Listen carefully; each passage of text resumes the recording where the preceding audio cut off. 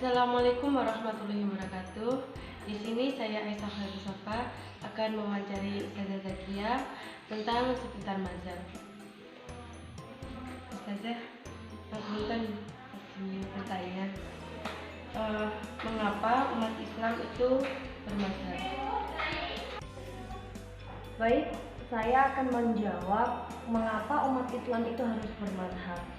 Mazhab itu adalah satu jalan di mana umat Islam itu harus mengikuti salah satu darinya atau boleh mengikuti dari keempatnya asalkan mereka tahu dasar apa yang mereka lakukan, begitu.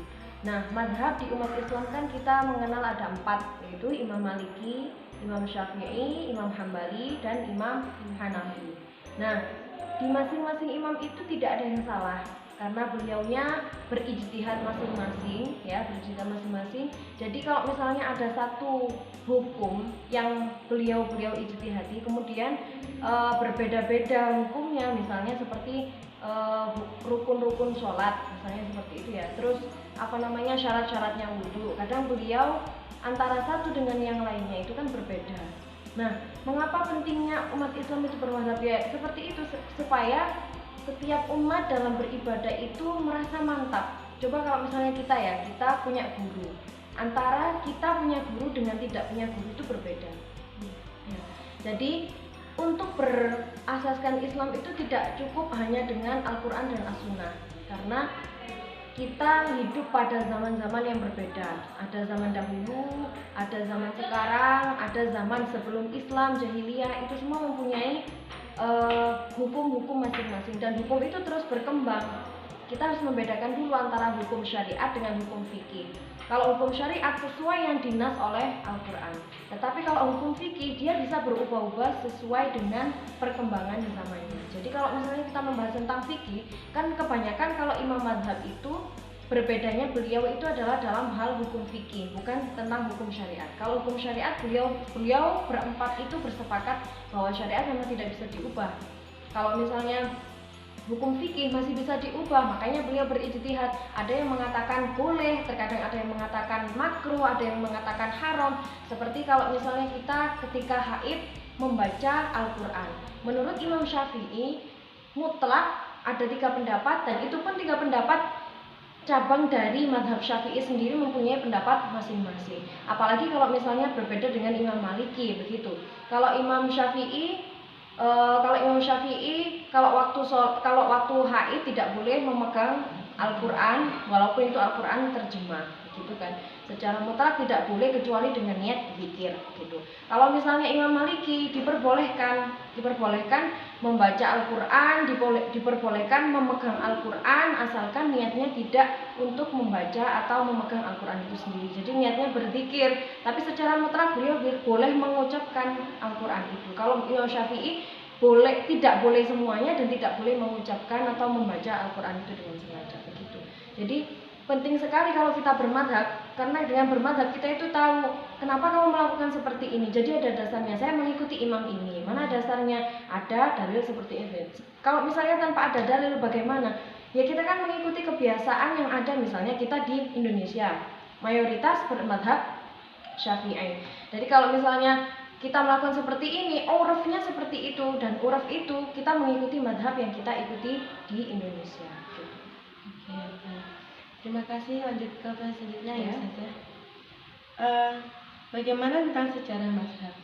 Sejarah mazhab itu jadi tumbuhnya mazhab, adanya mazhab itu adanya setelah Khulafaur Rasyidin. Jadi kan setelah Khulafaur Rasyidin itu beliaunya sudah habis masa memerintahnya, kemudian yaitu mazhab-mazhab itu sebagai penerus dari beliaunya, sehingga ilmu-ilmu yang berasal dari Rasulullah itu akan terus lanjut sampai generasi kita saat ini yang melalui beliau begitu. Toh juga Imam Khulafaur Rasyidin yang ada 4 itu beliau juga terkadang juga bisa berbeda pendapat, begitu kan ya. Nah, dengan itu, mengapa kalau misalnya beliau yang setelahnya Rasulullah aja bisa berbeda-beda pendapat gitu loh, maksudnya Kadang kan soalnya gini ya, kita kalau misalnya mendengarkan omongan orang ketika kita bercerita kembali, kadang kan berbeda antara cerita satu dengan cerita yang lain, begitulah. Jadi adanya madhab itu seperti guru, ya kan? Seperti guru. Kita punya guru, bukan punya guru satu saja, tapi ada guru ini, guru ini, guru ini, guru ini. Kita mempunyai guru masing-masing. Ketika kita melakukan sesuatu itu sesuai dengan petunjuk gurunya.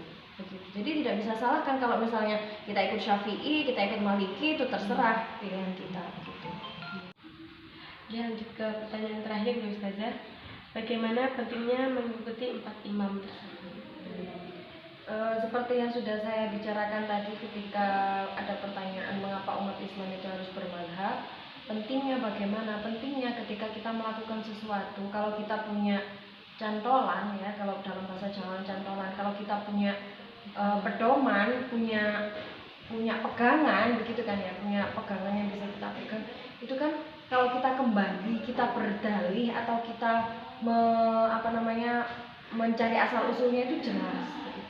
Jadi kalau misalnya kita tidak bermadhab, apalagi kalau misalnya zaman sekarang kan umum sekali ya, kalau misalnya orang itu tahu dari Google, dari YouTube, tanpa ada guru, kemudian tidak jelas imamnya siapa, kemudian bisa saja yang halal diharamkan, bisa saja yang makruh diperbolehkan, bisa saja yang makruh diharamkan, bisa saja yang makruh dihalalkan, begitu kan.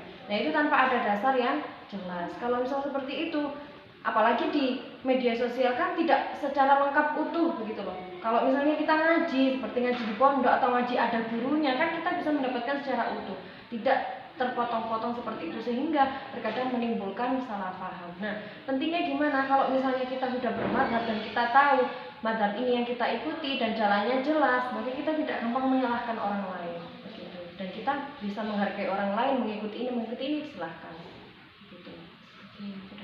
Terima kasih Ustazah. Mungkin itu saja wawancara hari ini.